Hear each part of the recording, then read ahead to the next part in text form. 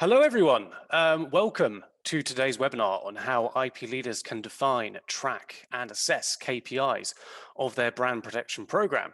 This webinar is brought to you by brand intelligence leader, the most advanced platform to cut IP infringement at the source, Redpoints, and of course, managing IP.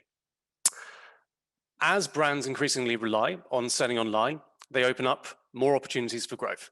Inevitably, this exposes them to greater risk of infringement online. Online brand protection is a rapidly evolving industry, and despite knowing its benefits to their businesses, IP leaders can have difficulty measuring their impact on business. So with that in mind, this webinar explores which metrics and data IP leaders can and should measure to effectively report the impact of their online brand protection efforts. To answer these questions, Redpoints has interviewed more than 90 IP leaders across leading brands such as Under Armour, Fila, Tenga, Foreo, and many more to understand what key metrics they are currently using to track the efficiency of their brand protection efforts, but also to further expand their overall IP strategy. Redpoints will also share best proactive strategies and best practices IP leaders can use to better leverage their brand protection intelligence. So without further ado, let me introduce you to today's speakers. So we have Andreas Beck, who is a senior customer success manager at Redpoints, spent more than 7 years in customer success, and John Howell as well, general counsel at High Price, the leader in recovery and movement enhancement technology, utilizing ice, heat, percussion, and vibration. So just to give you a quick rundown of today's agenda, we'll be covering the following topics. So Hyperice's story and IP challenges, why data is so important for modern IP leaders, key metrics and best practice for reporting brand protection results, using data to make intellectual property a strategic weapon for your business, and lastly, a Q&A. So to those listening in, please do feel free to submit your questions throughout the sessions, and we'll take these at the end of the webinar.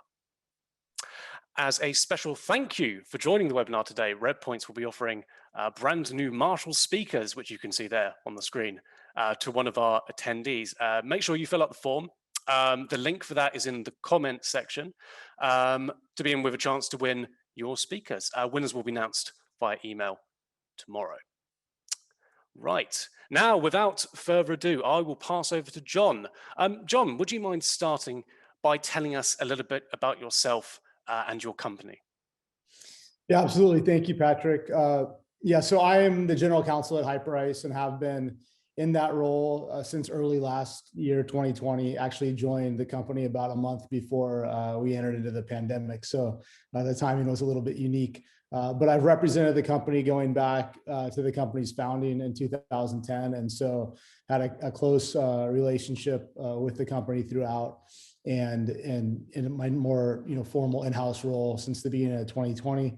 And before I joined Hyperice, I was a partner in my own firm in Southern California, primarily focusing on business litigation and transactional work, with some emphasis on First Amendment work, which kind of prepared me for some of what I do at Hyperice on the IP side, because it got me acquainted with trademark issues and copyright issues and things like that. And now in my role at Hyperice, I'm the general counsel, so IP enforcement is certainly a big aspect of what I do, but I'm involved really in kind of all aspects of the business in terms of helping to negotiate deals with many of the partnerships we've entered into over the last year, including the NBA, the NFL, Major League Baseball, PGA Tour, and a number of other ones around the globe. And then also focused heavily on international expansion. And then, of course, the IP work. So I think the last year, I feel like I've had kind of a crash course on IP enforcement, kind of leading our internal team on this issue, and then working directly with lawyers both in the U.S. and all around the world, trying to protect what we have a fairly robust IP portfolio, trying to make sure our brand is protected and that we get, a good payoff for the investments that we've made. Excellent. Well, thank you very, very much for that. And all right, and on that, I will let Andreas take over. I know you have lots of questions to ask, so and I shall come back in a moment when the Q&A starts. So see you then. Right, so a very quick introduction on my side. My name is Andreas. I'm a senior customer success manager here at Redpoints. And I will be leading you through some of the points that Patrick has introduced you to later on. So we will be primarily talk about data and about how we can make use of this data for brand protection purposes, right? So without further ado, I'm going to hand it back to John, and you will see me in around 10 to 15 minutes. Thank you. Yeah, so appreciate that, Andre. So, a little bit about Hyperice and what we do. You may have seen us, if you were watching the World Series last year and you saw, our percussion massage guns in the bullpens or dugouts, or on an NFL sideline, if you're a Laker fan here, on the Lakers bench, a Hypervolt by each player's seat. So we're a recovery technology company. We make a number of products, including the Hypervolt percussion massage gun. We were the kind of innovator and leader in that space. Pneumatic compression boots like Normatec.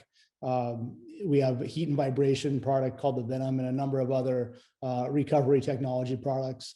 We're used at this point, we're in something like 68 countries and expanding around the world. And we're used by athletes. If you watch the Summer Olympics this year in Tokyo, we'll have hundreds of athletes that use our products. And one thing that we've seen as we've grown from, a brand that did roughly $13 million in sales in 2017 to over $200 million in sales in 2020 is that we've seen, a lot of counterfeits of our products. We've seen parties trying to capitalize on our IP to sell, knockoff products. And so the IP enforcement thing has been a huge, huge issue for us as we've tried to grow and protect our brand. And so when I came on, one thing we looked at is, okay, how do we do this in a cost-effective way? What we had been doing previously is we would have, and we still do have, outside IP enforcement attorneys, in a bunch of different countries throughout the world. We probably have 25, foreign firms at this point in time. But what we would do is, for instance, if we had a platform like Alibaba in China, we would hire outside counsel to submit takedowns to that platform, and maybe they would have 50 targeted listings to take down of parties that were selling counterfeit Hypervolts, or were advertising a gun that clearly wasn't a Hypervolt but calling it a Hypervolt, and they would submit a takedowns for those, and we would pay them maybe $50 to $100 per listing, and they would invariably get 90% of those listings taken down. But we would look up 2 weeks later and the problem would be there in the exact same way, and we wouldn't have really made any real impact. The lawyer, of course, could come back and report to me that they'd had success. They'd had a 90% success rate. All the listings that we had asked to be taken down, or most of them, were down. But in terms of a tangible impact, there was no real tangible impact. And the expenses were fairly significant, so you say maybe $5,000 in China and maybe $3,000 in South Korea and several $1,000s in Japan and Australia and Germany. And so, we felt like we were kind of playing this whack-a-mole type of game without any real, kind of impact in terms of what we were actually doing. And so we were looking for different solutions. And can I get the slide backed up, maybe one or two? I'm sorry. Yeah, right there. And so, for example, on a platform like Amazon has the buy box that I'm sure plenty of people in the audience who do business on Amazon are familiar with. And so, if our Hypervolt at this point was priced at $349, you might have somebody price the product, but a counterfeit product, at $345. And so suddenly, that listing is, selling a counterfeit product. gets the buy box, and our sales maybe drop by 50% that day or 2 days or 3 days while we try and get that counterfeit listing removed. And then that has impacts that go beyond that on a platform like Amazon, because it lowers your ranking in massage gun sales and your store. And so suddenly, a counterfeit product that was up for 1, 2, 3, 4 days has an impact that might last a week or 2 weeks or 3 weeks. And so so that was one issue we were dealing with Amazon and other platforms. The one I just referenced before, dealing with this problem in many markets at the same time, and where it gets untenable, where you're sitting there thinking, I'm spending $10, $20, $30, $40,000 just on a monthly basis just to do to submit online takedowns, and they don't happen very much in real time. They happen over a period of days. It's just a very inefficient process, and it wasn't scalable, right? And so when I was probably 2 months into my job, and kind of as a day-to-day person handling these items, I was tasked by our CEO to deal with our Amazon problem. Effectively, Amazon, we all know Amazon's ubiquitous at this point, right, in terms of consumer products. And we sell our products in a variety of different ways. We're in Best Buy, we're in Nordstrom's, we're in REI and Target and many other department stores, and we sell directly through our website hyperice.com and gyms, and we're in over 10,000 doors. But Amazon is a very important platform, and you need to be able to compete there. And so I was tasked basically with trying to solve this problem, because our revenues were anemic, honestly, for what they had been and what could be because of this counterfeit problem. And so we looked at it as like a multifaceted solution. I tried to make contacts, congressional contacts on the Hill. Can we work on legislation? We had conversations around that. I tried to make relationships inside the company at Amazon, and we ultimately did form relationships that have been really helpful. And then we looked at, okay, what is a way to kind of try and get an edge up on the whack-a-mole problem. And so that's where Red Points came in initially. And I think I've told the people at Red Points, I, like probably many people in the audience, I get solicited for, kind of solutions that are going to save me time, save our company money on almost a daily basis from somebody, the new software by a service platform or whatever that can help some aspect of our business. And 95% of the time, I feel like it's a waste of my time to take the call. And ultimately it's not something that I think is going to be real beneficial for the company. In the case of Red Points though, it was different, and you can go to the next slide now too. And so I had heard about Red Points, and I think, the person who reached out to me, I probably, avoided them for a couple months and said no to meetings, and ultimately, kind of begrudgingly took a meeting. And even I think that the people who, I was certainly, I think, cynical, like even during the meeting. But I started to listen to what they had to say, because it almost sounded too good to be true in terms of, a way, like, how are we going to know that we weren't going to get, legitimate listings swept up in the platform? And I'd have, parties who were, taken down, wanting to bring claims against Hyperice, right? And so, so we kind of went back and forth, and I finally, pulled the trigger. And I think, and when we did, I think we immediately started to see results. And I think the reason is what the Red Points platform offered us is a solution that is scalable. And I think that's the biggest thing, the ability to spend 10 minutes, 15 minutes a day, and be able to train people. Like I at this point don't rarely actually, I monitor what's happening, but I don't submit takedowns on a daily basis. Other people in our company do that I oversee.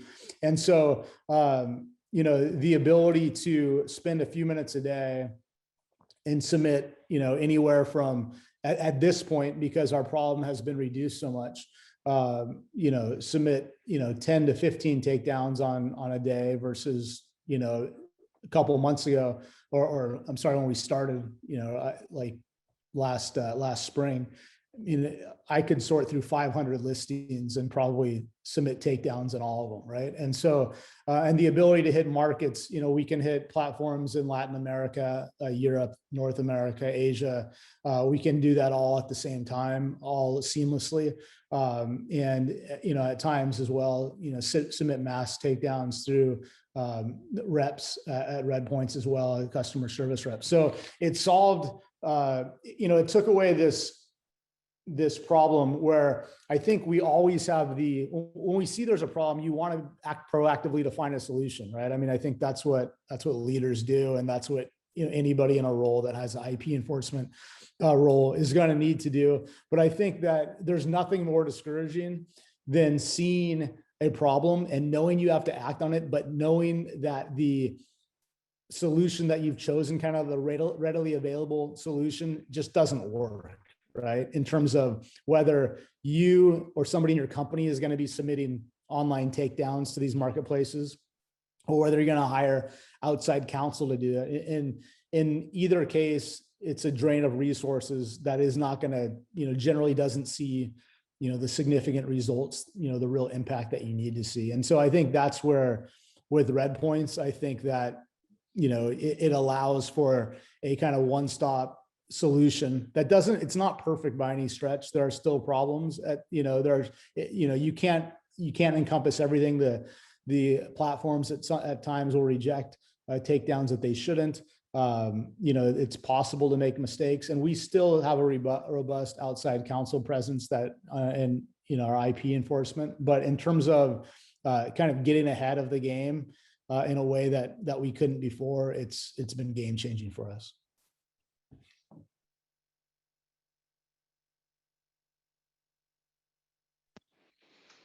All right, John, thank you very much for your insights and for giving us an introduction into you and into your business. I'm going to take it over from here. As I said, my name is Andreas. I'm a senior customer success manager here at Red Points. So my mission is to work very closely with customers to make sure that their IP strategy, their protection strategy is working for them also in the online context. Today, we'll be focusing in this webinar on a couple of very central and strategic things for IP leaders, and particularly on data and why data is important. Then we'll also be talking a little bit about some best practices that our customers like Hyperice, for example, do apply.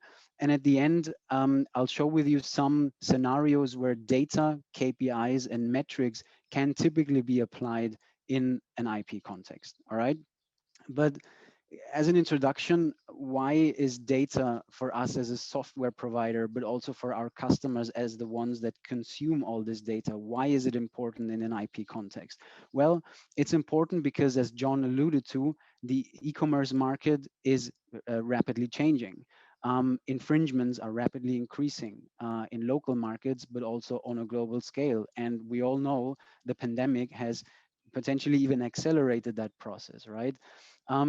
Another factor why data is so important is the budget. Obviously, IP leaders need to operate within a certain budget to justify investments, to justify the extension of their own IP portfolio, for example, or to just kind of secure budget for the next fiscal year and so on. And then ultimately, and we'll be spending quite a lot of time talking about that today, the ROI, the payoff, as John said. So why do we engage in something like online brand protection or even offline? Because we want to get something out of it. And this is exactly why data is so critical. John, maybe a question for you there, John. Like you've mentioned sort of the challenges that you had and sort of your approach that you had prior to Red Points, but where do you feel is sort of the pressure that you as an IP leader have? What are the type of things you would say are very, very important to kind of solve with data in that regard? Yeah, well, I think that, I referenced, previously that you give an assignment to an outside counsel overseas. And I think, we see infringement issues in the United States, certainly, but I think they're a little bit harder to police overseas. We're not familiar with the markets. There's a variety of reasons. So, you give an assignment to IP counsel overseas to remove, the listings that you have found, or your distributor or an outside employee has found in that market.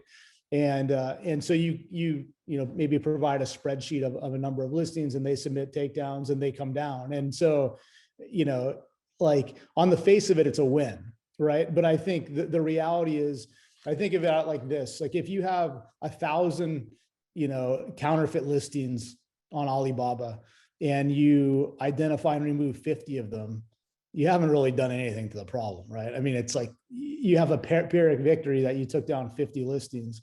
But, I'm not sure from a sales standpoint, you are going to see any benefit that you took down 50, but 950 remain. What you want to be able to do is take down, 95% of those, right? And be able to put pressure on the ones that you haven't been able to get down, right? You want to make it very uncomfortable for any of the, infringers. You want to force them to move on to another product effectively, right? And so I think that's what, Redpoints has allowed us to do. And it's not the only solution. I think we've talked offline about, we see Instagram and Facebook ads, that's a big way that people sell online right now. And so, our solution in that has not been Redpoints per se, although we have used Redpoints some in targeting social media, but it's been to form a relationship with Facebook, Instagram, and say, okay, these are the problems that we're seeing. How can you help us to try and solve these problems? And they have a great platform that's a kind of invite-only platform that allows you to scan advertisements and submit takedowns in a way that's similar to the Redpoints platform. And so I think that these type of platforms that allow you to do mass submissions at once, that don't literally Redpoints, you can submit a submission, it's a click of a button. If you identify something, you click it for enforcement. So it's, 5-10 seconds instead of 5-10 minutes, which obviously adds up tremendously. And then you can see, I think one thing, talking about, kind of metrics and seeing, you can see, okay, I used to get on the platform and had been 500 new potential infringements to go through. And now when I get on the platform, there are hardly any. And many times when they are, the infringement involves a supplementary product like a carrying case instead of a core product that you might not care as much about, right? And so I think, that's the one piece. And then, it's the budget thing, I think that we, that you referenced, right? Is that, I think we pay something like, I don't know, $3,500 a month, $4,000 a month for Redpoints. And so, as a kind of a fixed cost to handle this issue, instead of, literally having a conversation with outside counsel, getting a bid, being told how much it's going to cost, it was usually going to be based upon an hourly rate or per attempted enforcement, right? And so the cost is a fraction of what you would be paying outside counsel for results that are frankly, far, far better. And, look, there have been times where, I see like, why am I looking and seeing a listing that hasn't made it into my feed with Redpoints? Like, again, I think that it's important to make it clear that there are no kind of 100% solutions to this problem. But I think that as being somebody in my situation where you felt like you're playing whack-a-mole and it's like, just, you felt like you could never get ahead of it, a tool like this or the Facebook, Instagram tool, these are tools that allow you to get a step above that, that really can kind of, shift who has the advantage. All right, thank you very much, John, for your insights here. I think this is a perfect transition into the next item we want to cover today. And I'm going to be spending like 5 to 10 minutes now talking a little bit about best practices, and John has alluded to some of them as well.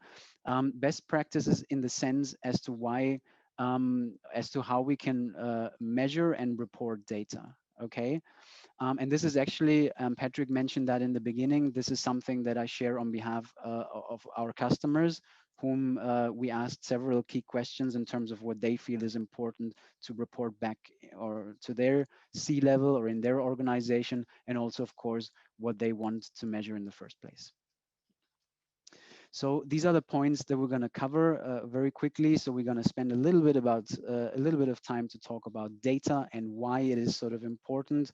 And also on, and John's example was a very, very good one on actual results and not only the activities that we do. That is going to be very central. Then we want to bridge a little bit the gap between IP terms and business terms to find sort of the correct angle to report something. And then we want to kind of give context to sort of the data that we have, right?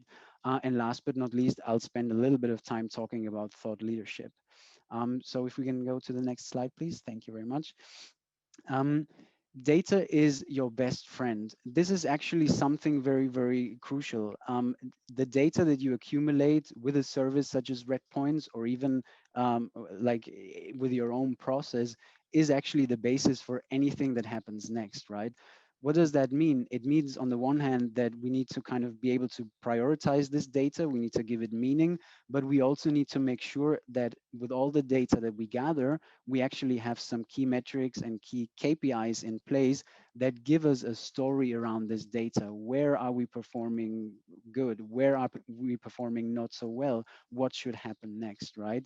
And this allows us obviously to then go and say, let's make an informed decision because we have the data that gives us the basis for that very decision.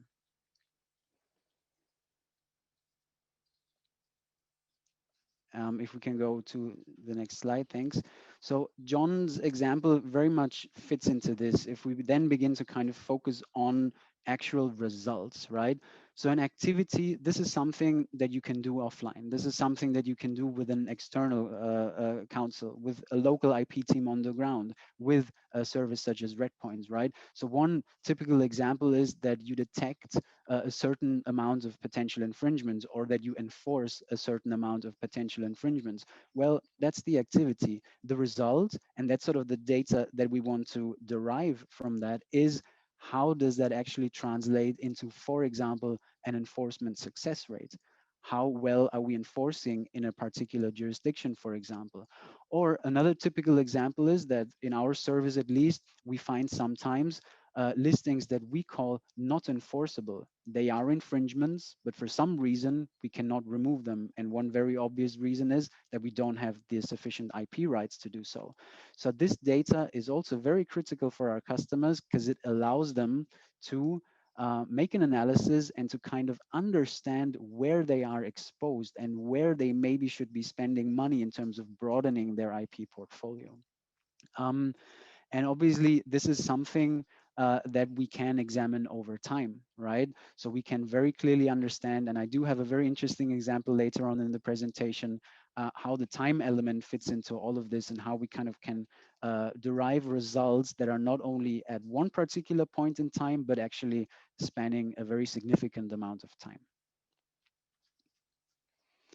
So these are just some of the typical KPIs that you would find with us, right? And we've highlighted the ones that are more central to the best practices that our customers usually apply when they engage with that data. So for example, you can see here an enforcement success rate that tells you how well you are performing in a particular jurisdiction. And of course, this is something that can be filtered, right? You can look it up for a particular country, for a particular IP right.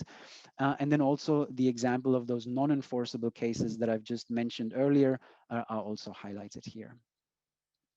Another example that we would typically find, and we didn't mention that so far, but it relates to the budget, the budget theme that we had earlier, is the financial impact of the activities we do. We, for example, because our customers want to see this, they want to understand this, we measure the economic impact of the enforced listings, right? So we're able to then effectively give an estimation of how much money we remove from the infringers' pockets. And that allows our customers to then make their own analysis and try to find out how that relates to their revenue stream, right? And you can see a couple of examples of those KPIs here on the screen right now. Um, Mentioning the survey that Patrick has introduced you to, again, these best practices are actually derived from what our clients tell us.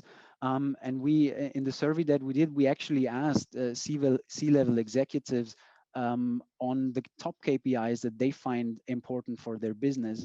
And the success rate, for example, that I've mentioned earlier, is among the top KPIs that they want to track, that they want to report on, and that they want to observe over time. And quite frankly, that they also want to use to justify their investment with us or with any other provider that they use.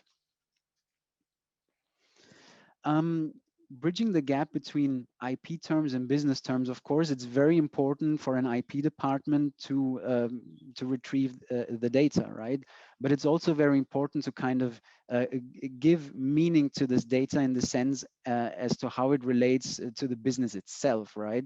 And here are some typical examples of conversations that we have with clients from time to time as to where we see that they do apply the data and the KPIs that they set up. So for example, I've mentioned this, the economic impact. How meaningful are the actions in terms of economic impact for, let's say, a particular trademark in a particular niche class, or for a particular design or invention patent, right? Some of our customers already correlate this to the number of won litigation cases, like when they use, for example, our data to then litigate offline. And then they can obviously also use this data to prioritize maybe which case to litigate and which ones to maybe not want to litigate. Um, the ROI of potential IP portfolio extensions. I get to hear a lot of time from my clients that they would like to register as many trademarks and as many patents as possible. But obviously, you in the audience know that this is something very, very cost intensive and also time intensive. So having this data in place really gives a prioritization in terms of where this money is wisely spent and where maybe you don't need to spend it at all. And then that also, the last point here comes up all the time, is what's the impact in a given jurisdiction with all the actions that we do. And we fit very nicely into the conversation as well. And an IP leader in that regard can also then fit this very nicely into the wider context in their own organization. This here is just an example of how this can look like, or how this can typically look like, for you to just have some visualization here. So in this example, you can see that for this particular customer, what we did is we separated the different product lines, which essentially are multiple niche classes, or they are one niche class as well, so that our customers can then actually relay this back to the different segments that are actually responsible for the sale of those product lines. This is probably probably my favorite slide in this presentation. The context. What I always like to tell my customers is, what is the story that you want to kind of spin around the data that we see? And obviously, when we look at this graph, it tells us in this example, in this concrete example, that there is a certain amount of enforcements, listings that we have removed, and a certain amount of infringements that our customers have verified for us. But what it does also tell us is actually the context, right? So in this case, and that's actually a real case, the spike that you can see there in terms of the infringements and enforcements, this has to do with the coronavirus pandemic. So this very customer, for example, could derive this conclusion from this data and bulletproof their IP strategy with our help, so that they kind of could mitigate a little bit the negative effects of the pandemic. Obviously, the genuine sales went up, but unluckily also the counterfeit products, the sale went up as well. So having these visual data points as well is something very, very critical for IP leaders to understand, not only the raw data, but also the context of this raw data as a best practice. And then the last point here, obviously it is very important to kind of use this data in much broader settings and context as well, right? So a typical example is that, and we kind of referenced that, kind of bridging a connection between IP related data and the business, and how the IP data fits into the strategy of the business itself. But also something that might be a best practice here, according to our customers, is actually sort of conveying the thought leadership that they have. Some of our customers, what they do is they like to use this data to then kind of bring their message across, for example, in their vertical or in their industry, or with their peers, as to why IP protection matters for that particular vertical, as to why it makes sense to kind of make it safer, or make it clean it from infringements. And this is something that also relates then to sort of a little bit of an education that you can assume, right? So data, it tells us a story, it leaves us with certain results, we can draw certain conclusions, but the point here is we can go even beyond that, right? And again, going back to the survey here, the top KPI that we also wanted to share with you in this webinar is, of course, reduced visibility, right? And John has mentioned that, for example, he's been hired to take care of the Amazon problem, as he said, right? This essentially relates to this KPI very much. It essentially means that what ultimately IP leaders want to see and track is how visible are the infringements over time, right? And obviously the idea is that over time it is less and less and less, right? And these results, these are just typical results that we would kind of have. And actually, these are Hyperis's results. John, I'm just going to say that here quite openly. So for example, we have a certain amount of listings that we have removed since we have worked with Hyperis. This amount of translates into an economic impact and into a certain success rate. So you see here 3 of the more central KPIs. It doesn't mean that those are all the KPIs that we work with. In fact, there is a lot more depth that we can have. We can have more, well, abstract KPIs as well that typically our customers would derive themselves in terms of save time, right? John, maybe a question here for you. Obviously, you are familiar with those numbers here and you're familiar with those results. But what do you feel like when you think about KPIs and some of the best practices here? What do you feel is highly, highly critical to have and to obtain in terms of, you know, then to be able to make a decision in a next step? What would you say there?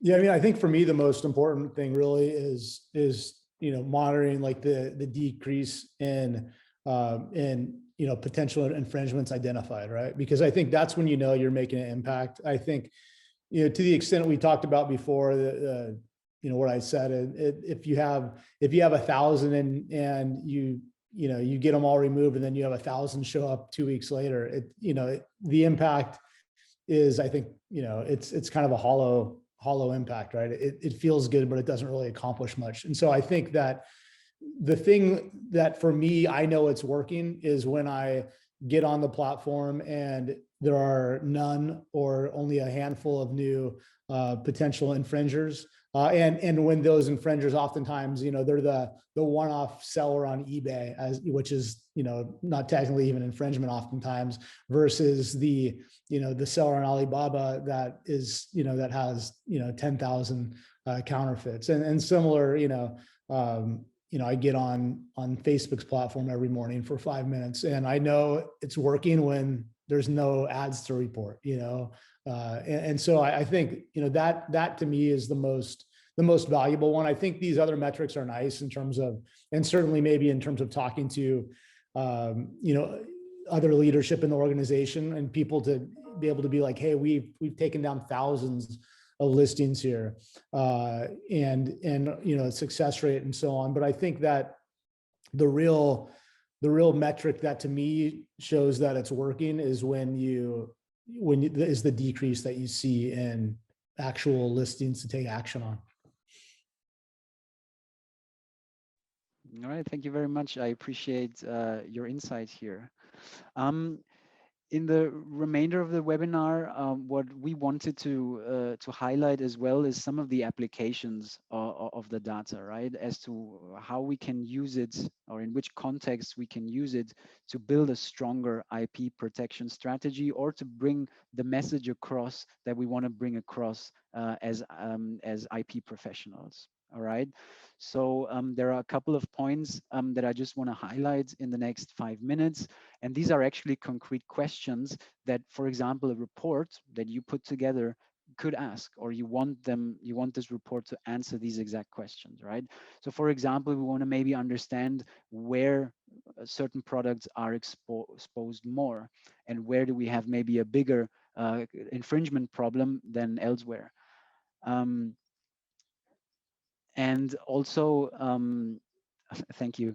Also, I mentioned this. Can we please be on this slide? Thank you very much. And also sort of the not enforceable issue that I raised earlier. So what is the new IP protection that maybe we want to apply, or what other strategies do we want to apply here? Where should we expand our market presence in the future? That is, as you can see, already a little bit more business related, right? How does this fit into our own revenue stream as well? And what are actually new trends that we can extract from all of this? And now we can pass the slide. And by the way, if you have questions as well, if you want to kind of tap into John's expertise on this topic, and for me to kind of share some of the best practices, feel free to drop some questions in as a Q&A. And we, at the end of the webinar, we do have some time to go over those. So where are your products exposed the most? Typically what our customers would do when they, for example, prepare a report, or when they want to share the data, they would kind of consult the different dashboards that we have. And this is the one that is kind of consulted the most. So what we can see here is an example of a breakdown of where, on what platform, the products that we selected here, whatever they are exposed the most, right?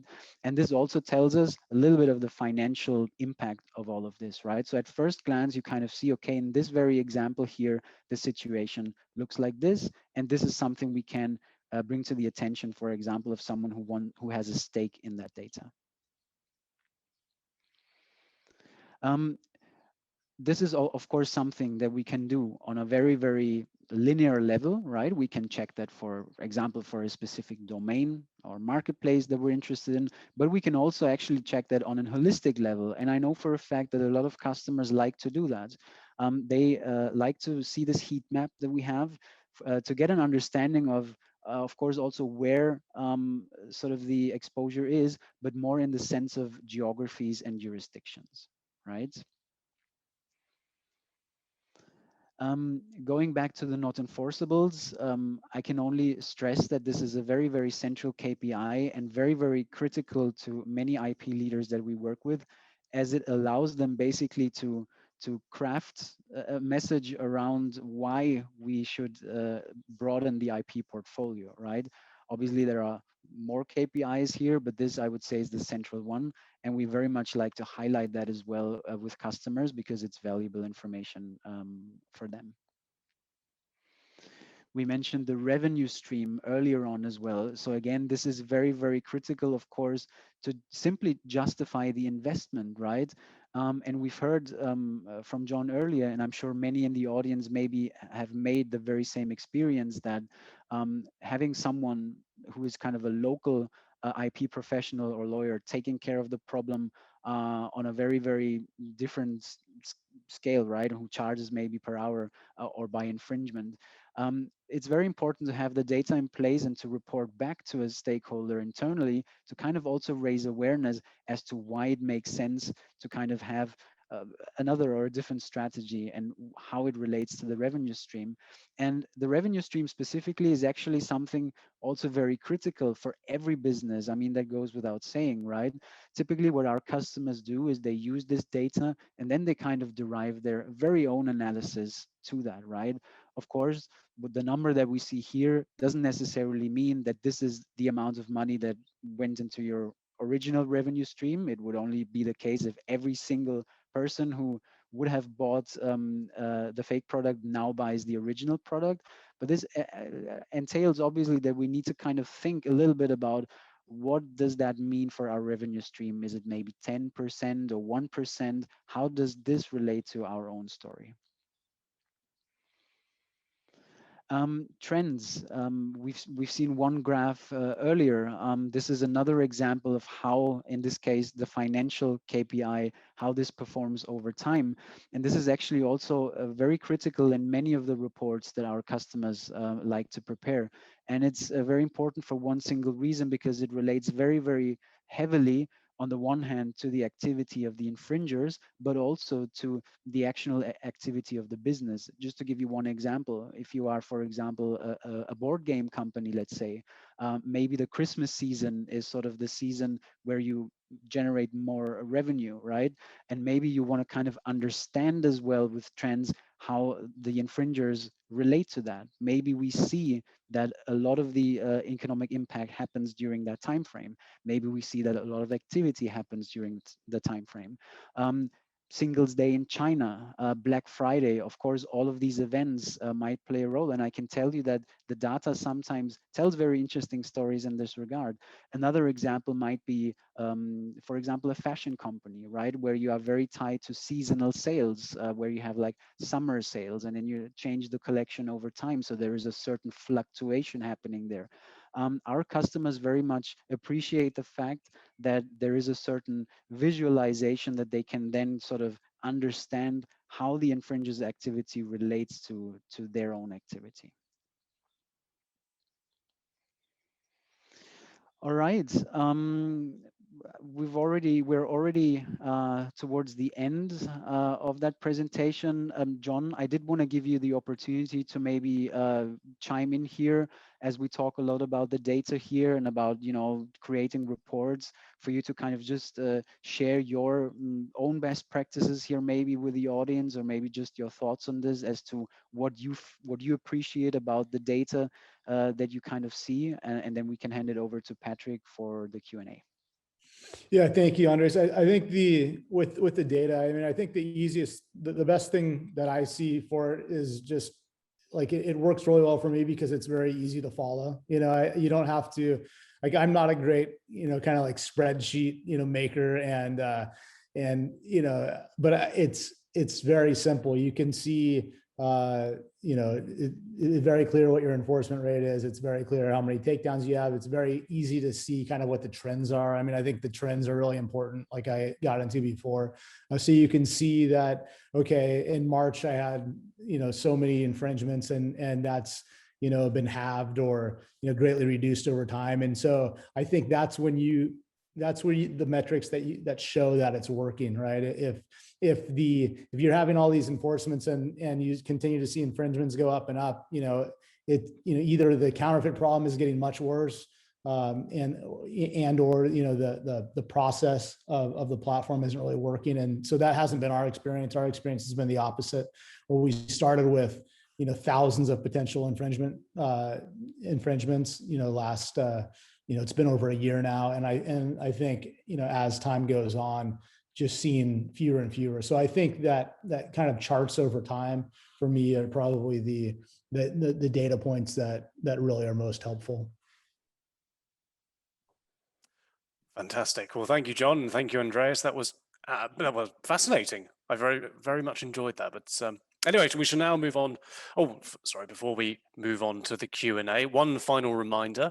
There is still a chance to win these Marshall speakers that you can see. So again, please make sure that you fill out the form, which is in the link in the comment section, to be in with a chance to win these speakers. And again, winners will be announced tomorrow. Right. So now we will be taking questions. Now, just as a reminder to the audience, please do submit your questions. Now, we'd love to hear from you, and I know that John and Andreas, myself, would love to answer them. But to kick things off, and this is a question for Andreas, does your software collect data in real time, or is there a delay for the data to be populated on the dashboard? Thank you very much for the question. It's actually a very important question, I believe. In fact, the data is we obtain it live. So it's live data, it's real-time data.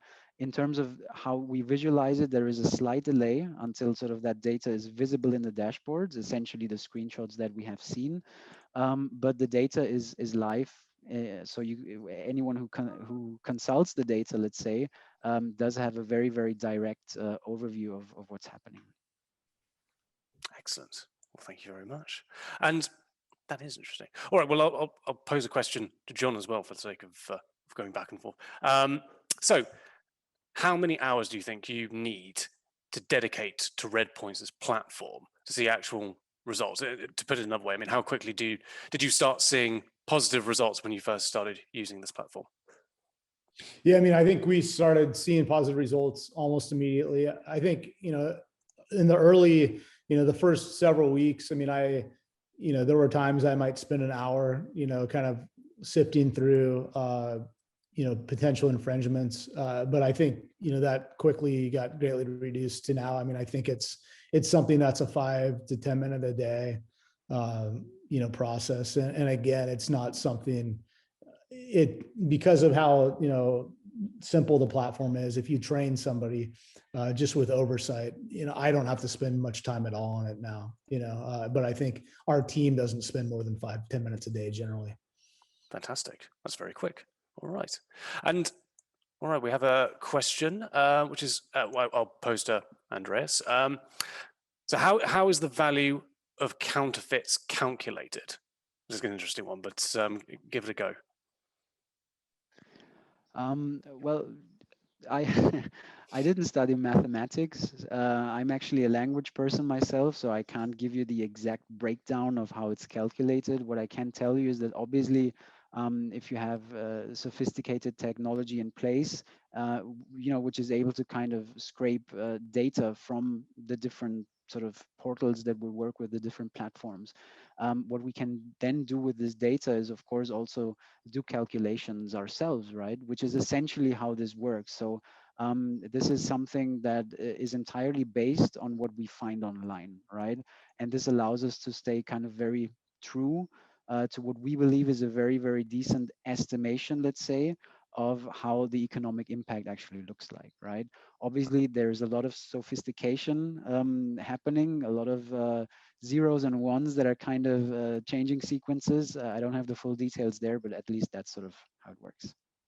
Okay, excellent. And another question I had was, does Redpoints work directly with marketplaces to speed up the removal process of IP infringement? That one's for Andreas as well. That's a very good question.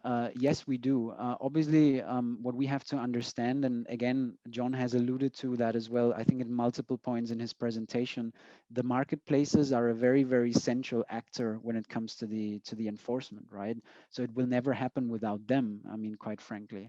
What that entails, obviously, is that you need to have a very, very strong relationship with any marketplace, whether it's you as a brand directly, which is, again, John's example, or whether it's also kind of us as someone who kind of is in an intermediate position between sort of the brand and the marketplace. We do have specialists with us who are actually owning the relationship. We have good relationships with the world's leading platforms, and this is something we, of course, also leverage when it comes to doing the work on behalf of our client to actually, enforce counterfeit product as we find it. So absolutely important to have very, very good and strong relationships with marketplaces. Absolutely, absolutely. Okay, well, we have only a few more minutes left. So, oh, sorry, I think we may have. Oh, we do have another a question. So we have time for one more. As I say, we've got a few minutes left.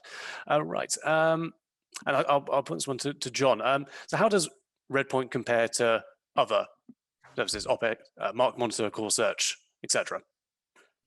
Yeah, I mean, I can only speak from what I know. I mean, I think this is the only subscription service that we've actually signed up for and used, and I think it's far surpassed kind of the expectations that we've had. And I get pitched, I think reasonably regularly from somebody through LinkedIn or email or cold calls for other services. I mean, I will say, the other kind of similar platform that we utilize is the Facebook, platform that I referenced earlier, which works really well in kind of different ways, and it's more targeted towards, obviously Instagram and Facebook ads.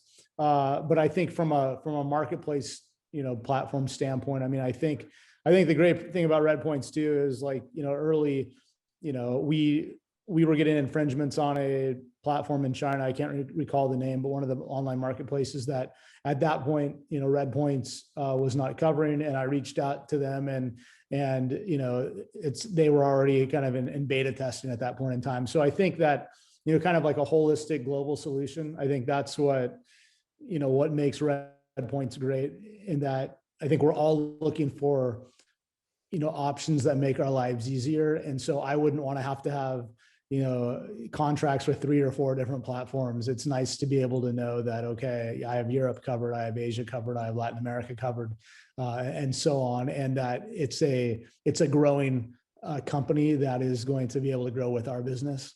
And so I think that's, there's a reason why I'm sitting on the panel, right? Is because I really believe in what they offer. Absolutely, absolutely. And Andreas, do you have anything that you'd like to add to that? Well, to be honest, I'm a little biased in this aspect as well. I think that goes without saying here. But ultimately, as John said, I think what's very critical is that you as a brand have an IP protection strategy that really works, right? And we are one part of that strategy. I think we are very strong when we partner with our customers to kind of work on the strategy that they have, right? Whether it's kind of combining online and offline litigation, for example, whether it's kind of freeing up time so that they can really spend their precious time on what they really need to spend this time on, and not on the sort of noisy things that happen, right?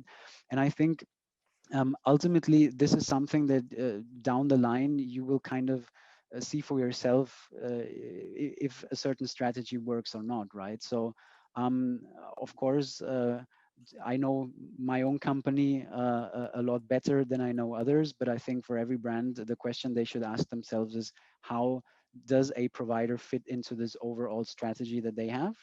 And I think once you kind of see that this is actually something, as John said, that makes your life easier, then I think everything is sort of set, right? For anyone who kind of would like to learn more, of course, we are also happy to do demos and to show you kind of the workings there as well, just for you to kind of get a firsthand overview, a lot more in depth as to what we kind of covered today. But I think, if I'm not wrong, there's a slide also in this presentation where we kind of have an email address. But yeah, other than that, of course, we're always happy to talk with our clients and potential clients about this. We are very passionate about removing fake product online. Absolutely, thank you. Actually, we have one last question. We're running a little bit over, but just John, quickly, if you wouldn't mind, how do you coordinate enforcement online and customs actions? Yeah, so I think that we obviously work with IP lawyers, patent, trademark, copyright attorneys in the United States, primarily to apply for and obtain our IP, and most of the time they the overseas process goes through them as well, in terms of finding working with firms overseas to apply for foreign patents and foreign trademarks. But then, I think I mentioned earlier, we probably have 20, 25 outside firms around the world that are dedicated to IP enforcement. So for example, we go far beyond Redpoints. We talked about litigation, and in the last 6 months, we've litigated IP cases in Australia, in Hong Kong, in Taiwan, in China, and so, it's part of the strategy, right? Sometimes it's online enforcement. Sometimes it's reaching out to counsel in the UK to send a demand letter. Sometimes it's actually going so far as to file a lawsuit. And I think that, like Andre said, it's not a perfect solution for everything. It's got to be part of, the overall IP strategy. And it works for some things. Like, it works very well for trademarks, right? Like for patents, for example, we have utilized the Amazon utility patent infringement process, which we found to be very effective as well. And so, that's also a cost-effective solution that's much more cost-effective than filing patent infringement lawsuits. It allows you to take out a number at a time. So I think that's what my big job in IP enforcement really is, kind of coordinating all of these various pieces and trying to get the most bang for our buck and finding solutions that help to address the problem in a real way. And so Redpoints is a piece of that, just like the Amazon process, and relationships, I think, are really, really important to find people within kind of these behemoth companies that actually want to help you and are invested in helping your brand at some level on a relationship standpoint. So I think all of those things together, none of them is like the panacea. You have to be effective in a bunch of different ways to, I think, have a real impact. Absolutely, and I'm sure our listeners would certainly relate to a lot of those challenges. Right. Okay. Well, that brings us to the end of this webinar. So, so I'll just end with just an enormous thank you to John and Andreas for being here today. As I say, it was absolutely fascinating. I really enjoyed it. I hope our listeners did too. I'm sure they did. We'll leave it there. So, a big thank you as well to our listeners from Managing Intellectual Property and Redpoints. We'll say goodbye. Goodbye. Thank you.